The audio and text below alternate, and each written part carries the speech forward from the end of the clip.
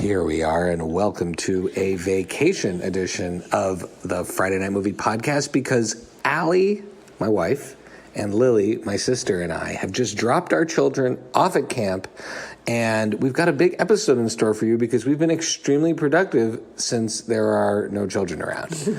And we're going to review 2.5 movies and tell some stories. But right now we're in the relaxing confines of a spa out somewhere in rural Pennsylvania. I mean, kind of. We're in the cabin adjacent to, we're not allowed to stay at the spa.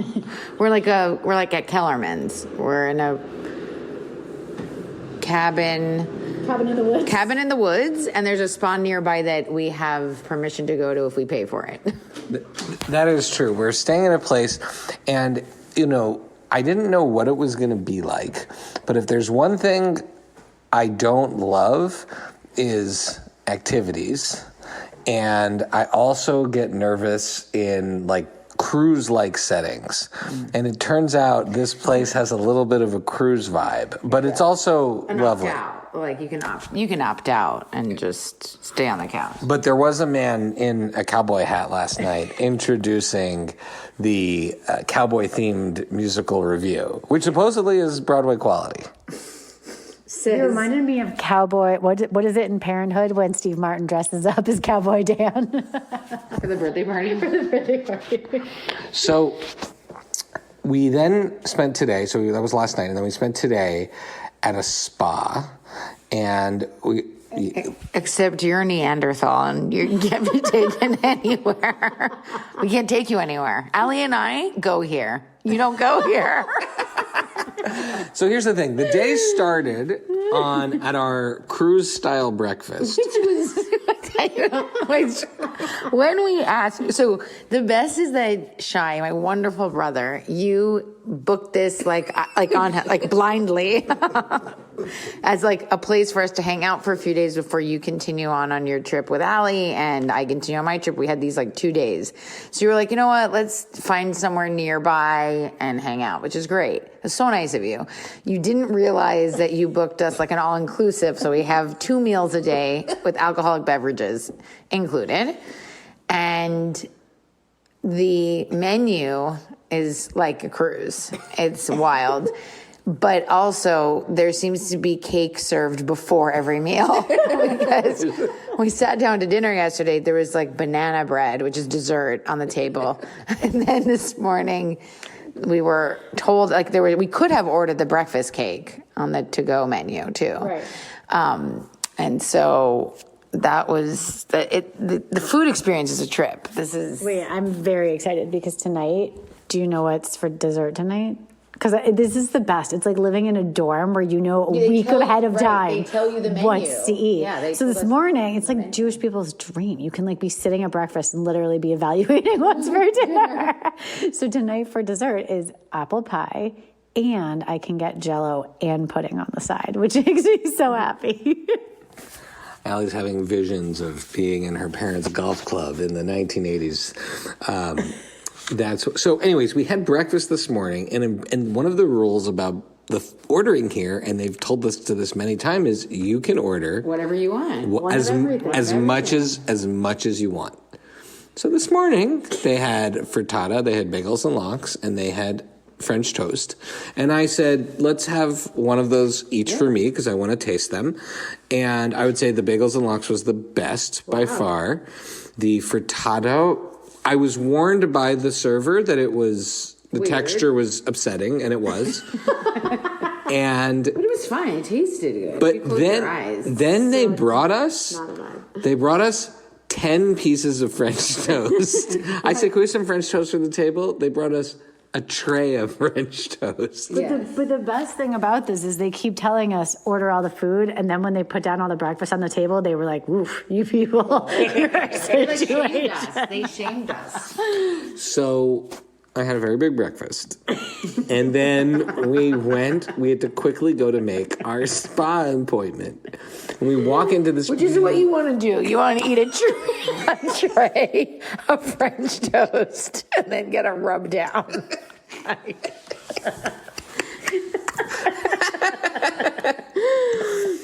So,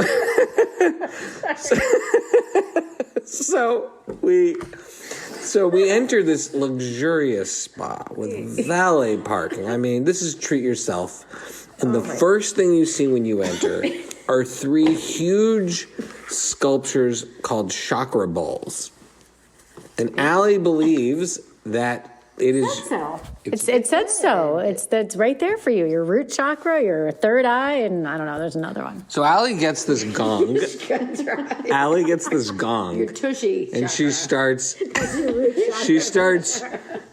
rubbing it around the edges of the bowl. Nervous right away. I got it. Your chakra got like extremely nervous right away. Extremely stimulated. My Kishke chakra responded immediately to the vibrations. Stop it, Allie. Stop it. Put down the gong. Put it down.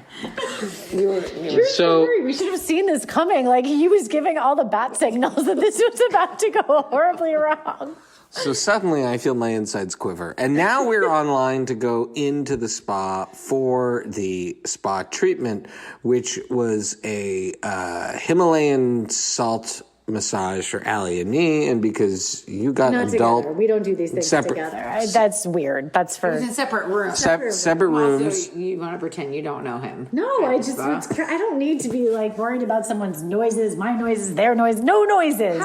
Wait, what noises are you making? Saying, like my stomach growled during my massage and I was like, whoops, sorry lady, that was my stomach. She's like, there's no apologies here at the spa.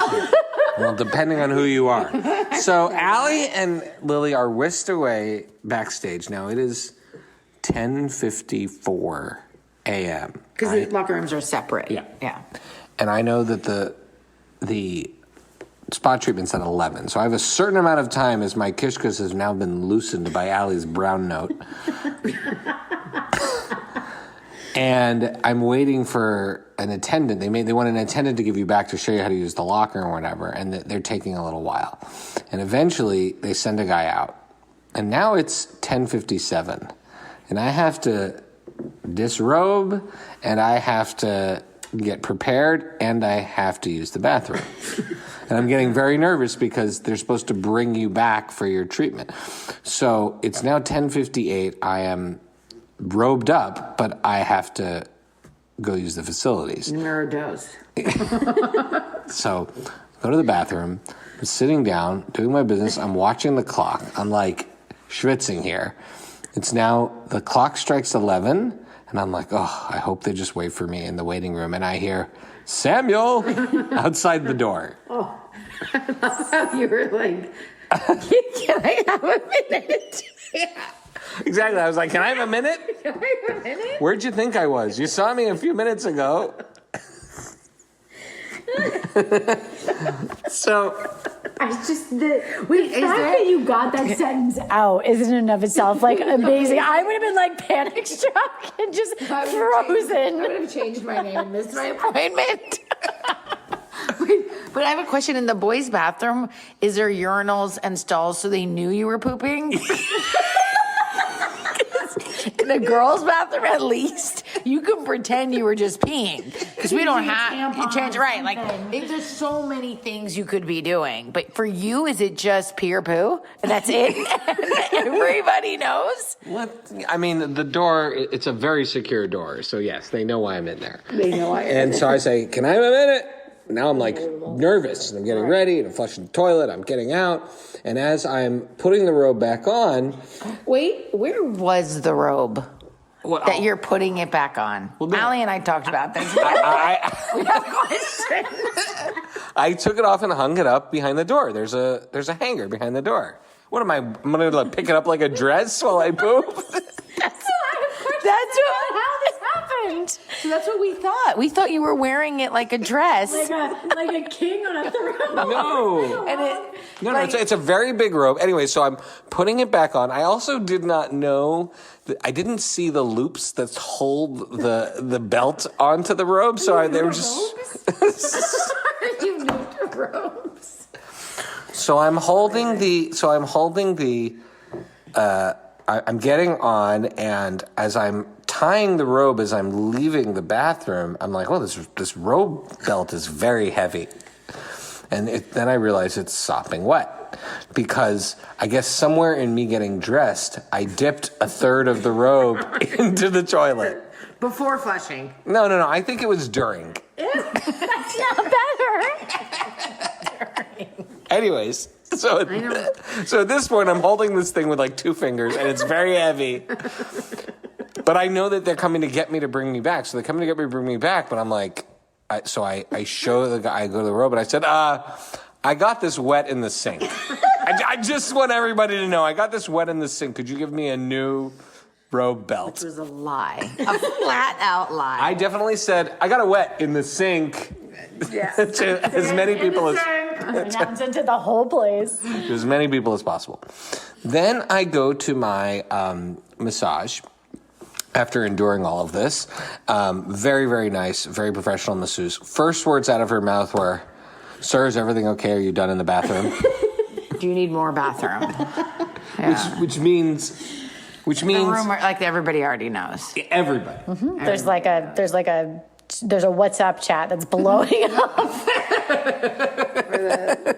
The spa. So then they really lathered me up with those salt stones. I felt like a French fry at the end of that thing. It's great. We both felt like potatoes. Just I was a baked potato and you were a French fry. Yeah.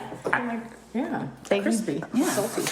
But this is a movie podcast, so we also have watched a couple of movies. We watched French Girl, starring Zach Braff and a French-Canadian actor, and Vanessa Hudgens, and it takes place in Quebec City. And then that's a rom-com? Rom-com, yeah. A chef rom-com, one of those cooking rom-coms where they say, "Yes, chef." Mm-hmm. And then we watched, I saw the TV Glow, which is like a horror, sci-fi, surreal... Indie? Something, yeah. And then we're a half hour into Boy Kills World. And Lily, why don't you take it away as our rom-com expert? Do we have expert? an hour and 50 minutes left? No, that's the length of the whole movie. Okay. That seems unreasonable. Lily, why don't you take us to The French Girl? I think the problem was that I had very high expectations because having grown up in Quebec and having loved Zach Braff and knowing how much Shai loves VHUJ, I was like, this movie was just made for Shai, and then I get to watch it with Shai.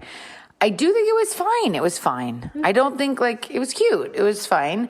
I think there was some great jokes. I think Zach Braff was really funny. Had some great lines. All the French-Canadian actors and all the Canadian bits and all that was very well done and super cute. I think the fundamental problem was they couldn't decide if the main character girl, who's a love interest, is like a bitch or is nice. And so I kept switching off. I think that's maybe the issue. But it was, you know what? It was fine. It was good. It was very cute. It was cute. It had some funny laugh out loud moments. I can't remember any of them now, but they were there. There's some lamb jokes about them being on a farm and yeah, it was a swan that chases him around the property. Yeah. And, it was okay. It was cute. But I think the biggest problem was that, the elephant in the room is Zach Braff's face. I'm sorry, you can't. I don't know what's happening. Zach Braff is adorable. But I don't know what's happening. And it's a little confusing what's happening on his face. I thought he looked great. I thought he was very, very funny in this movie. His whole navigating the French-Canadian world as the American, but they made his character understand French, so he's constantly reacting to people, but he can't speak back, was great. Because that's how I feel at this point with the way my French is. And also there was a, pretty funny subplot going on with their grandmother. There's an old grandmother. I would say that was the best part of the movie, was Mamie, the grandma. Yeah, Mamie. Yeah. I think as I reflect on it now, what the French girl has to offer is the Vanessa Hudgens, because we can just sell this to our children as a continuation of the Vanessa Hudgens Christmas series that we've been watching. Princess Switch to the princess who has the cousin with the switch. So just add it to that. We'll tell them it's the fourth one and it takes place in France and they'll love it. And so I would say this is a solid rent, a satisfying rent. stream on an evening with a glass of wine. Or like if you're on a plane. I think it's like a cute plane movie. Your mom would love this movie on a plane. This movie would be 25% better on a plane. For sure. Although I did enjoy watching it with you guys. Yeah, we had fun watching. Okay, so now the next one, which has gotten rave reviews, including from people who have been on our show, is I Saw the TV Glow, starring what's the name of the main kid? Well, she's Bridget. No, but what's the kid? Justice? Justin Smith. No, Justin or Justice? I thought his name was Justice. We'll check. He's Justice Smith. Justice Smith, who was in Dungeons and Dragons, and this is kind of it reminded me a little bit of Brigsby Bear in that part of the show centers around these kids' obsession with a old TV show, which the old TV show part of this show was like a Charmed or a Buffy the Vampire Slayer or Angels, one of those with like very kind of goofy practical effects, but as a result, kind of scary too. And they're super fans of this show, but they're very sad people. I don't really know what happened in this movie. I think, is it a metaphor for depression? I think it must be a metaphor for depression. And then some like identity stuff because of like there's some gender stuff happening too. So are we not smart enough? Are we too old? I can't tell. Or was it very slow and maybe not good? I can't tell. The acting was really good. The acting was excellent. The fake TV show was such a cool and well-delivered aspect of it, and it was definitely creepy and eerie. I just didn't understand ultimately what happened, and maybe you weren't supposed to understand what happened, but I could tell when the movie was going to end. Like I just said, it's going to end here because there wasn't much else for it to go, but they clearly weren't going to explain what had happened. And look, I'm a fan of people not spoon feeding a movie to you. Like that's good. But I would put this down as a rent. But I know a lot of other people really thought this movie was super cool. So I don't want to knock it to that. Did you have a favorite part of this movie? I really liked the whole theme of the TV throughout the movie, the television, like the way that they interact with the television, like the whole idea of television was very, very cool. And I did love all the like creepy special effects, and the TV show, the fake TV show within the movie was really cool. The practical effects were very, very, very cool in this movie. I think it was wild. Allie, you were kind of working in the background. Did you like the scene where they removed the girl's heart and buried her and then she drools all over herself? Yeah. Allie's just laughing. Allie was not pleased with this movie. But that's the kind of movie it is. So, there's so much yelling. There was so much yelling happening, and yet it was like a very quiet. It was quiet, but then also just it was. And every time I looked up, I was like, that was a mistake. I should have just kept working. Mm-hmm. Well, I think it's interesting. I think if you like horror or sci-fi, or it reminded me a little bit of the movie Neon Demon. I liked Neon Demon a lot more. Slow, moody, very disorienting. But yeah, so I Saw the TV Glow. And then Lily and I just started, we haven't finished yet, but the first half hour has been pretty awesome, of Boy Kills World. Yeah. Starring Skarsgård, Peter Skarsgård, and Peter Skarsgård? Bill? I don't know. Didn't know that. Peter's not related to those Skarsgårds. Not Stellan, or the pretty one from Alexander. Succession, the other one. Bill, but then you named the one that's American and married to Maggie Gyllenhaal. Oh, okay. Who's a great actor, but I don't think he's related. He's not? He's not related. To them, no. Really? Yeah. And so that one is cool. It's like a post-apocalyptic, uber violent, but very stylized. Has the Skarsgård guy. He's Sarsgaard.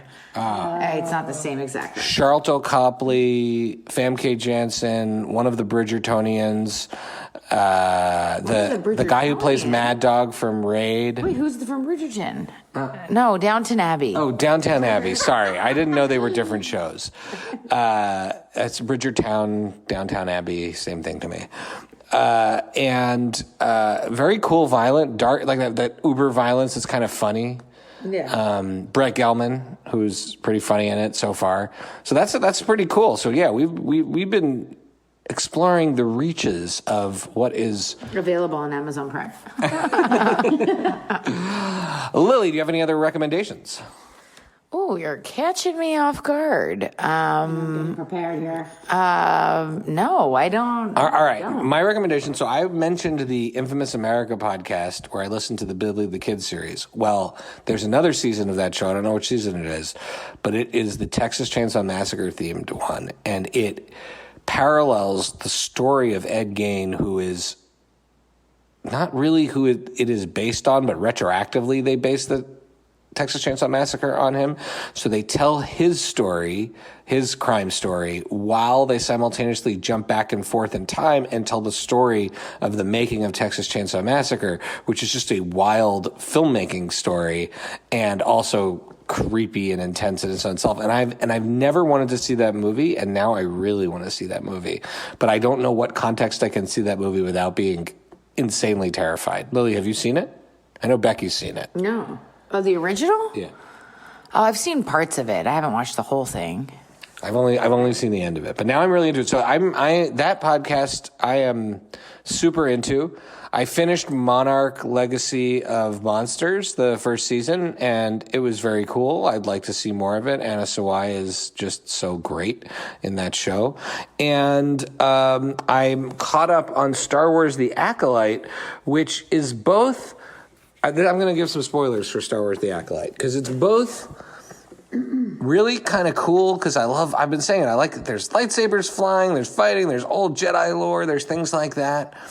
But they just revealed in the show that the secret Sith master that had been stalking around in the background was Manny Jacinto from The Good Place. Yeah. But he was also in the show as another character, as like a misdirect. They don't even remember who was in the show at this point in the Star Wars show. It was a very weird misdirect to have the reveal be this guy that was the only other named actor in the show throughout, who was like going out of his way to both know what was going on but also be kind of simple.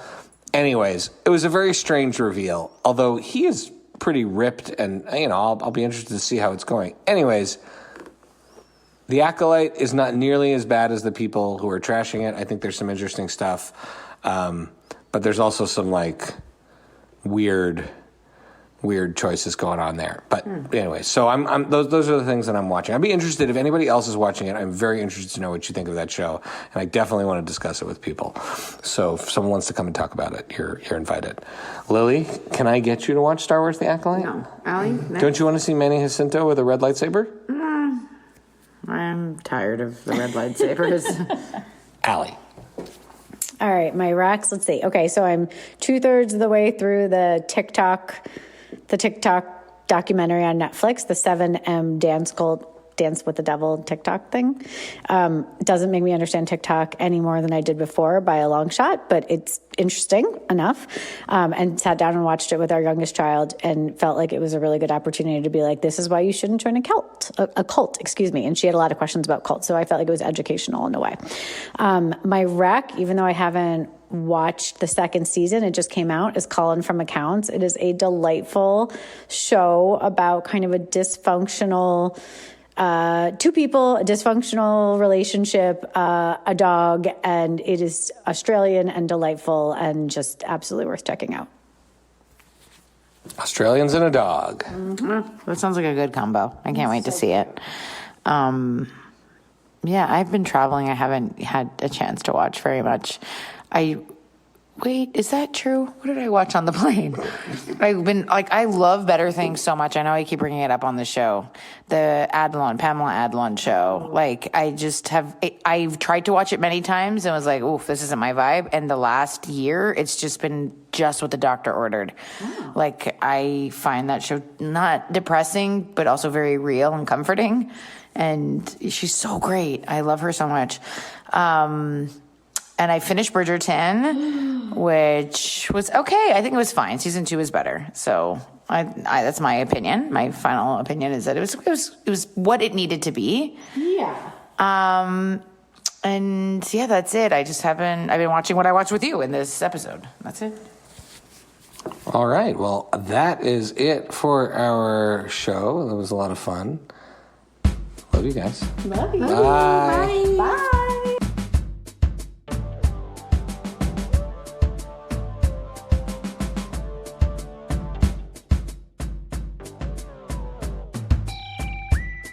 Thank you for listening to Friday Night Movie, the sibling rivalry and pop culture podcast. Join the Friday Night Movie family by following @FryNightMovie on all of the socials and visiting our website, FryNightMovie.com.